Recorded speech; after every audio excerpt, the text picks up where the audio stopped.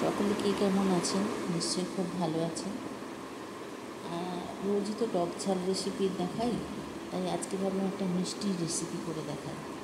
যদিও এখন অনেকেই মিষ্টি খেতে চান না বা মিষ্টি খান না, তবে মাঝে মধ্যে ঘরে তৈরি মিষ্টি খেলে খুব একটা মনে হয় ক্ষতি হবে না।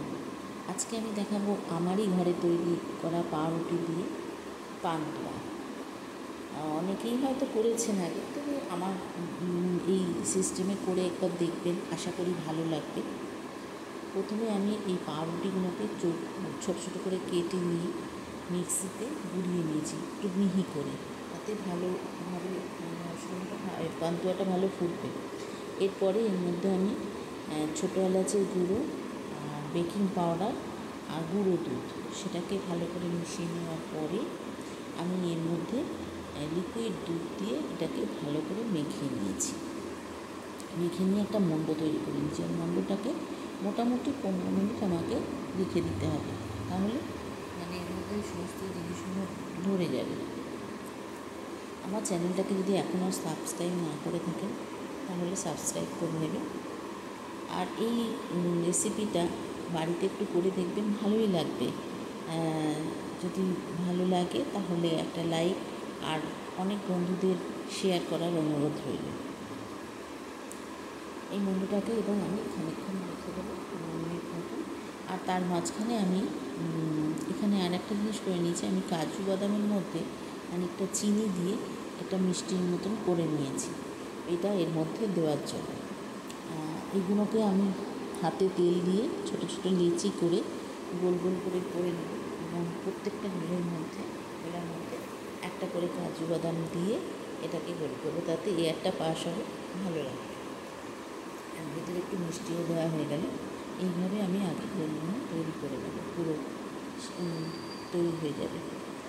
আর এর মধ্যে আমি একটা চিনি শিরা করে নিয়েছি, সেটা হচ্ছে 1.5 কাপ চিনিতে।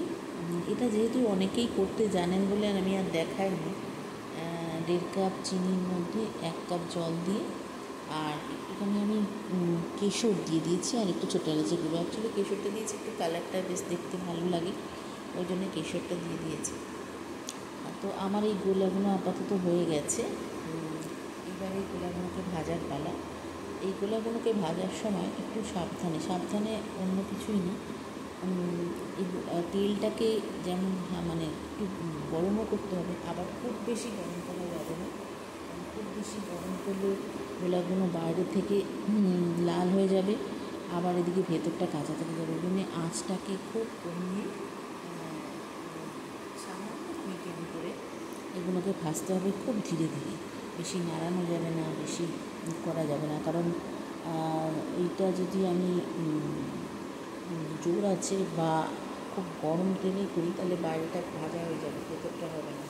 আর এটাকে একটু সময় নিয়ে ভাজতে হবে, এটা একটু টাইম লাগে, কারণ ধীরে ধীরে করতে হবে, তো অথচ লালও হতে হবে পান্তুয়ার মতন, তাহলে দেখতে ভালো লাগবে।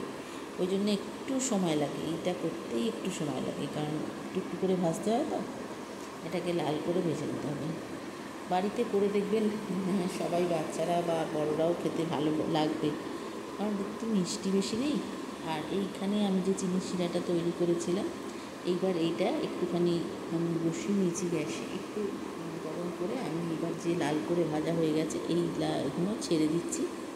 ছেড়ে দিয়ে এটা 1 ফুট হবে, আমি এটাকে গ্যাসটাকে বন্ধ করে দেবো, জাস্ট 1 ফুট হবে, বন্ধ করে দেবো। তারপরে আমি এটাকে চাপা দিয়ে মোটামুটি রেখে দেবো। এটা ঘন্টা 2 রাখলে এর মধ্যে রসগুলো ঢুকে যাবে, তাহলে এটা খেতেও ভালো লাগবে আর নরমও হয়ে যাবে। আশা করি আপনাদের ভালো লাগবে রেসিপিটা, করে দেখবেন, কেমন লাগে কমেন্ট বক্সে জানাবেন।